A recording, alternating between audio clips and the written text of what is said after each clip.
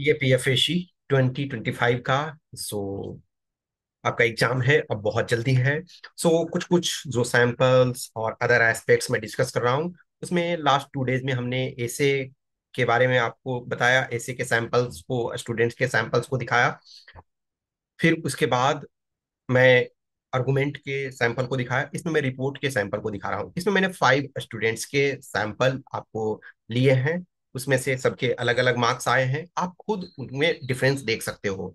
Suppose करो कि इसमें इनका 113 मार्क्स है, ठीक है, किसी का 114 है, एक का 117 है, फिर आपका एक ईयर में 77 है, फिर आपका 81 है, और फिर एक का 83 है। तो यदि आप इसमें और इसमें डिफरेंस देखते हो, तो आपके 40 मार्क्स के डिफरेंस हैं। 40 मार्क्स बहुत ज्यादा हो रहा है ना। तो आप अपना खुद से उनको देख सकते हो। इसके आपको पीडीएफ मिल जाएंगे इस वीडियो के डिस्क्रिप्शन में भी, और प्लस टेलीग्राम में भी मैं बाद में ऐड कर दूंगा, दे दूंगा। तो यूपीएससी क्या चाहती है, देखो, जब भी आप न्यूज़पेपर वगैरह पढ़ते हो, तो न्यूज़पेपर में क्या होता है, दो चीजें होती है। एक न्यूज एनालिसिस होती है, और एक आपका रिपोर्टिंग होती है। रिपोर्टिंग में जनरली हम ये दिखाते हैं कि ये हुआ, या गवर्नमेंट कह रही है कि ये हम करेंगे। इसका मतलब क्या है कि जनरली जो रिपोर्टिंग पार्ट है, उसमें हमको अपनी एनालिसिस प्रेजेंट करने की ज्यादा जरूरत नहीं है। लेकिन जब न्यूज एनालिसिस होता है, तो उसमें हमको अपने साइड से भी करने की जरूरत होती है। तो जो यूपीएससी चाहती है कि देखो, दोनों में डिफरेंस, रिपोर्ट और एसे। एसे में कि क्या और होना चाहिए, या इसमें क्या कमियां हैं। लेकिन जो रिपोर्ट लिखते हो, तो उसमें क्या वस्तु स्थिति है, या किसी के अनुसार क्या होना चाहिए।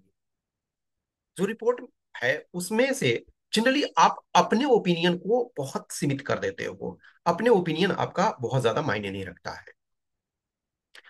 मायने वहां रखता है कि किसी ने क्या कहा, या कोई घटना क्या हुई। जैसे आप रिपोर्ट देखते हो, फॉर एग्जाम्पल, जैसे होता ना कि किसी घटना कोई हो गया, सपोज स्टैम्पेड हो गया, या इंडिया फोर्थ लार्जेस्ट इकोनॉमी हो गई, तो इस पर आपको रिपोर्ट लिखना है कि फोर्थ लार्जेस्ट इकोनॉमी हो गई। तो इसके डिफरेंट इकोनॉमिस्ट ने, गवर्नमेंट ने, अपोजिशन ने क्या कहा इस पर। और अभी फोर्थ लार्जेस्ट इकोनॉमी हुई, in spite of fourth largest economy होने पर भी क्या हमारे पास चैलेंजेस हैं। तो आपके रिपोर्ट जो है 200 वर्ड्स के हैं, ऐसे जो है 300 वर्ड्स के हैं।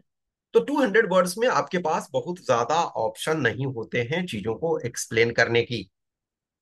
तो जो है, जो वस्तु स्थिति है, उसको आपको एक्सप्लेन करना है, उसको आपको बताना है कि यस, ऐसी ऐसी सिचुएशंस हो रहे हैं। तो जो यूपीएससी चाहती है कि 200 वर्ड्स में आप वस्तु स्थिति को बताओ, बहुत ज्यादा इसमें ओपिनियन देने की जरूरत नहीं है।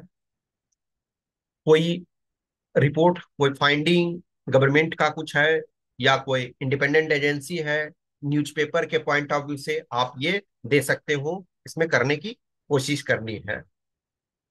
हमेशा ध्यान रखना कि जो आपकी जनरल चीजें होती है, कि हम नॉर्मली जब ऐसे में लिखते हैं, तो ऐसे में आपके मिनिमम मैं बोलता हूँ कि 5 पैराग्राफ्स आपको लिखने की जरूरत है।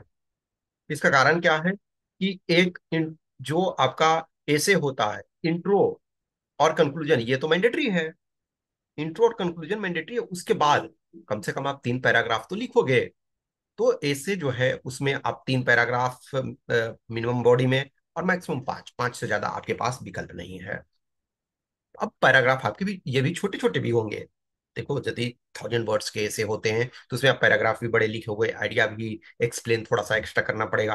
लेकिन इसमें कम। लेकिन रिपोर्ट में तो और जस्ट 200 वर्ड्स है। लेकिन यहाँ प्रॉपर स्पेसिफिक इंट्रो, कंक्लूजन, इसकी जरूरत ज्यादा नहीं होती है। हाँ, इंट्रोडक्टरी जैसा चीजों को लिख सकते हो, कि स्टार्ट हम इस ढंग से करें कि सपोज कोई डेफिनेशनल टर्म्स है कि या कुछ ऐसा है, को डिफाइन कर सकते हो। और सो कंक्लूजन में एक तरह से कंक्लूजन जैसा स्पेसिफिक, उसमें कंक्लूजन के पैराग्राफ लिखने की इसमें जरूरत नहीं होती है। जब भी रिपोर्ट लिखते हो तो अनबायस्ड होना चाहिए। जैसे देखो, आर्गुमेंट राइटिंग में आप अनबायस्ड रह ही नहीं सकते हो। आर्गुमेंट राइटिंग में अनबायस्ड क्यों नहीं रह सकते हो? क्योंकि एक समय आपको फोर में भी लिखने बोल रहा है और उसी समय आपको अगेंस्ट में भी लिखने कह रहा है। तो आप जब फोर में भी लिखोगे और अगेंस्ट में भी लिखोगे तो अनबायस्ड आप नहीं हो सकते हो। तो आर्गुमेंट में बायसनेस होती है और इनफैक्ट होना भी चाहिए, लेकिन रिपोर्ट में आपको बायसनेस नहीं दिखाना एज सच। यदि किसी के बारे में बोलते हो, सपोज करो कि इतिहास के बारे में हम कुछ चीजों को लिखते हैं, तो यदि हमने किसी ऑथर को कोट कर दिया, सपोज करो कि डीडी कोसाम्बी, रोमिला थापर, बिपिन चंद्रा, मृदुला सिन्हा या जो भी कहते हैं, तो हमने उनको ऊपर ब्लेम दे दिया ना। हमने नहीं, ये हमारे कथन नहीं है, ये उनके कथन है। तो इस चीज का ध्यान रखने की कोशिश करोगे।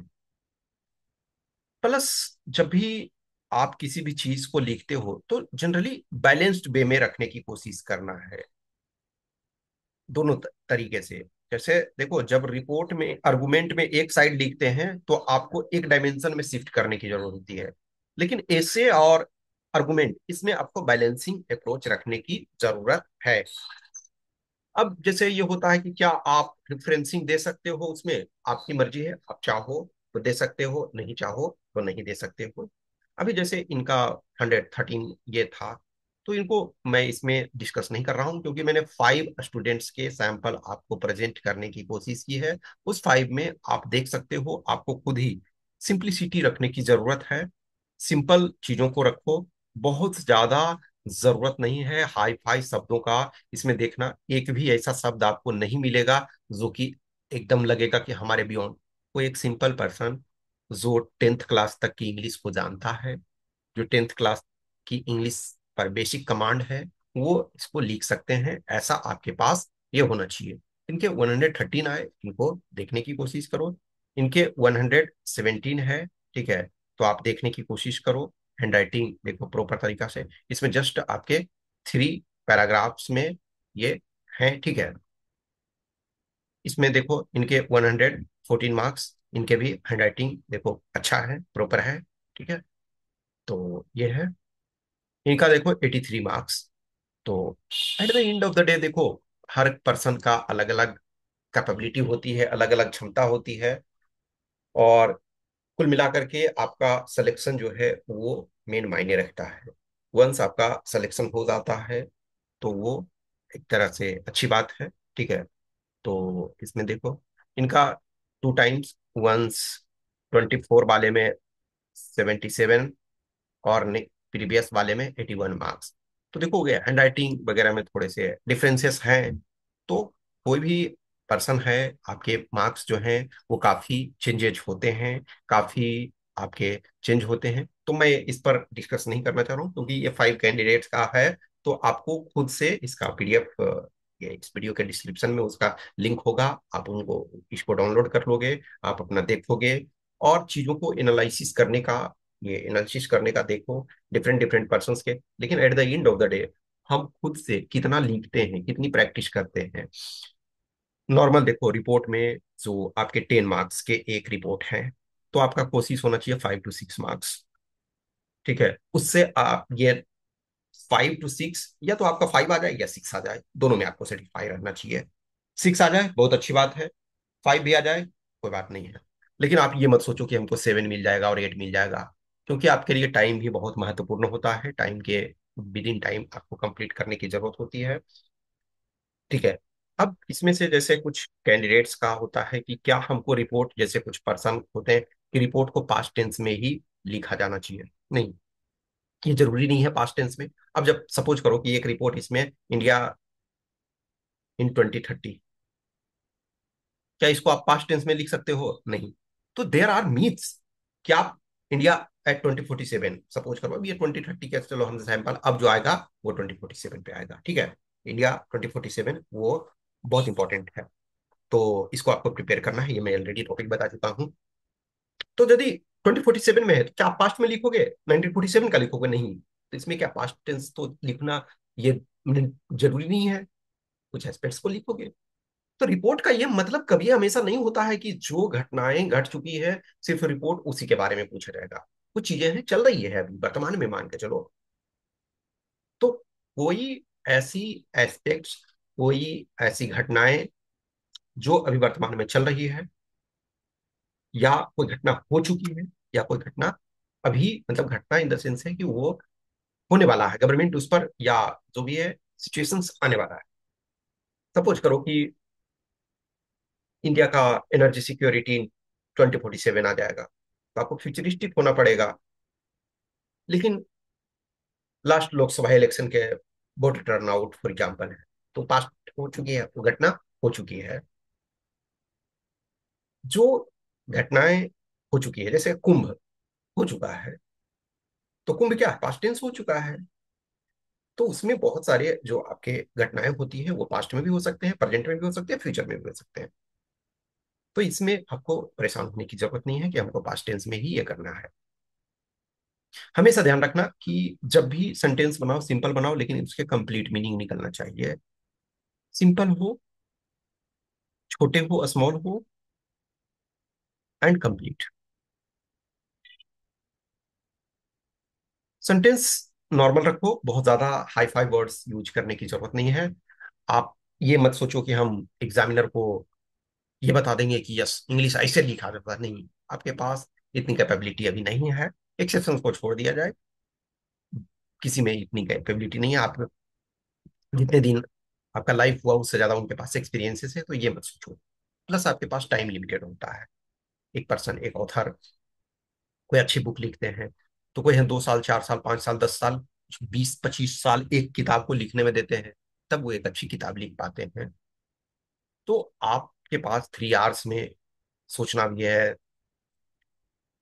प्लान करना है, लिखना है, सब चीज 3 घंटे में करना है। आपके पास अनलिमिटेड रिसोर्सेस और टाइम नहीं है। 3 पेजेस आपके रिपोर्ट, और सॉरी 3 पेजेस आर्गुमेंट और ऐसे में दिए जाते हैं, और 2 पेजेस ईच इन रिपोर्ट। तो 2 पेजेस जस्ट आपको दिए हुए हैं, और उस 2 पेजेस में एक तरह से देखा जाए तो 9 मिनट्स में आपको कंप्लीट करना है। तो ये चैलेंजिंग काम भी होता है।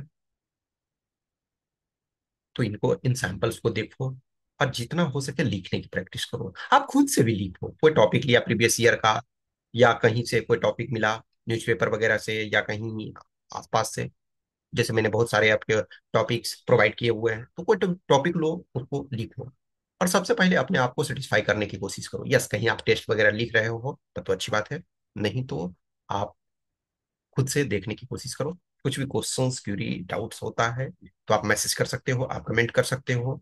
जेन्यून जो मैसेज है उसका मैं रिप्लाई करने की कोशिश करता हूँ। देखो कुछ ऐसे पर्सन होते हैं, मैं जान रहा हूँ, जिनको 3 साल से हैं, एवरी टाइम पूछते हैं सर टेस्ट लिखना है, लेकिन लिखते नहीं है। ऐसा मैं नहीं कर रहा हूँ कि उनकी उनकी अपनी समस्या होगी, लेकिन आप अपने आप से सोचो कि आपको लगता है यदि कोई 1,500 रुपया हमारा ले रहा है, और यदि कुछ सपोर्ट कर रहा है, उसके चलते आप अपना 2 साल बर्बाद कर रहे हो, तो 2 साल में आपकी 1,000-2,000 ही कीमत नहीं होती। दूसरा, कुछ ऐसे पर्सन कि 1,000 भी मेरे लिए बहुत मायने रखता है। डियर, 1,000 यदि मायने रखता है, तो कहीं आप 2 साल 3 साल से ट्यूशन कहीं पढ़ा लेते, 2-4 हज़ार रुपया तो मिल ही जाता। और नहीं कुछ होता है तो एमजी नरेगा में आप करवा करके 15 दिन काम कर सकते हैं, जिस समय लीनियंट लेनियंट होता है। मैं देखो किसी को ऐसा नहीं कराऊंगा, लेकिन ऐसे पर्सन को मैं जानता हूँ, बहुत सारे लोग होते हैं कि 2 साल 3 साल अपना बर्बाद कर रहे हैं। जस्ट देखो, एक हमने पूरे तरीके से ट्राई किया और नहीं हुआ, इसमें हमारा कोई प्रॉब्लम नहीं। लेकिन जो मेहनत सही तरीके से कर रहे हैं उनको जरूर सफलता मिलती है। हो सकता है इस एग्जाम में ना मिले, कहीं और मिले। जैसे कुछ ऐसे पर्सन है ना कि जिनके मार्क्स कम आए, फाइनल सिलेक्शन नहीं हो पाया, तो दूसरे जॉब में भी उनको मौका मिल रहा, या इस एग्जाम में नहीं तो कोई और एग्जाम में। मेहनत कभी भी जाया नहीं होता है, कभी भी बेकार नहीं होता।